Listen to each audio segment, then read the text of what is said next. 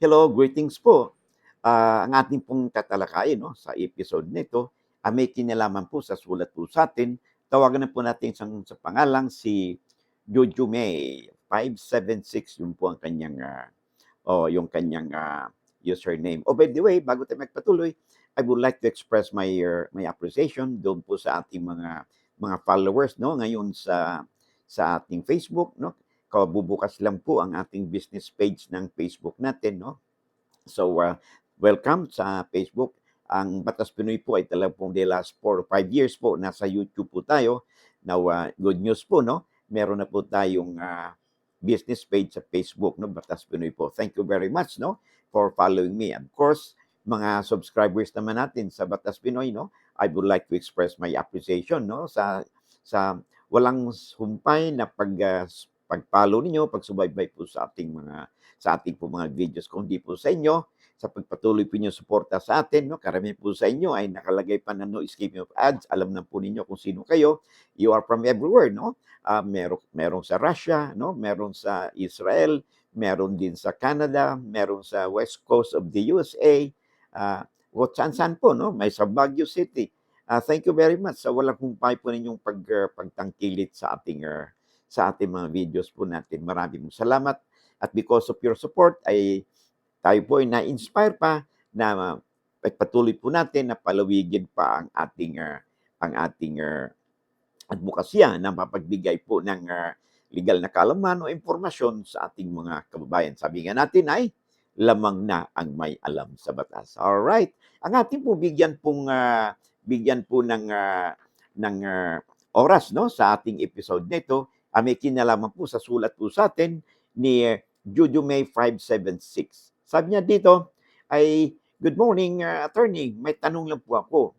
Kung pumanaw ba ang magulang at gumawa siya may ginawa siyang sulat at doon sa sulat na yun ay pinamana niya sa paborito niyang apo yung ari-arian namin, ay may habol po ba ang mga anak no dito sa ginawa ng magulang? Na apo lang naman po siya. Okay?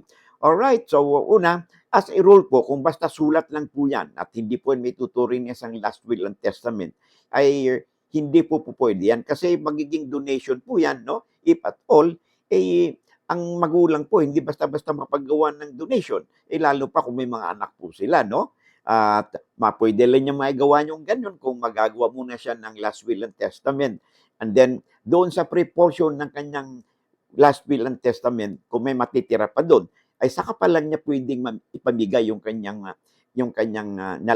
naiwang estate. So, as a rule po, kung sulat lang yan na basta-basta, hindi po pwede, may habol pa rin po ang mga anak po. Kasi mga anak po, no, ay yan po ay tinatawag natin mga compulsory heirs ng magulang at hindi po yan maaaring pagkaitan ng mana, no, ng kanyang magulang. Maliban na lang kung ito i-disinherit ng magulang dahil ito halimbawa walang utang na loob o mayroong hindi siya ginagalang refusal to refuse the child or the children, no, ay o paglapastangan ng isang anak sa magulang, pwede pong i-disinherit yan sa pamagitan din ng last will and testament.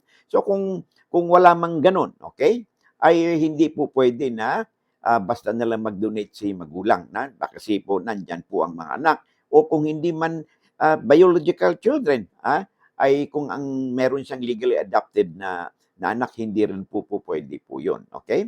Ulitin po natin, pwede lang gumawa ng magulang na ganyan na mag-donate sa iba o magbigay ng property nila sa iba kung meron silang last will and testament at doon lang sa pre-portion kung may matitira pa sa pre-portion. Pero kung wala pong matitira doon, ay hindi po magiging effective kung ano man pong itinalaga na voluntary heirs o beneficiary yung testator doon sa kanyang last will and testament. Yes, may habol po, no? Ang mga anak, no, bilang compulsory heirs dahil ang apo po ay hindi naman po maituturing na compulsory heirs ang apo in the presence po, no, ng kanilang magulang na anak din ng lola o lolo. Okay?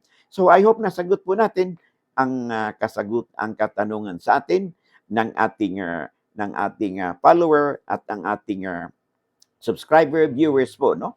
sa ating Batas Pinoy videos. Maraming pong salamat and I hope to see you again in the next video po natin. Bye-bye.